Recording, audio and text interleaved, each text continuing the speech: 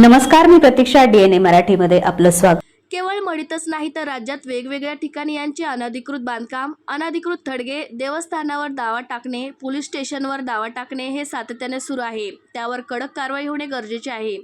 त्यासाठी कडक कायदे झाले पाहिजे अशी मागणी आहे। त्यासाठी आम्ही प्रयत्न करत आहोत।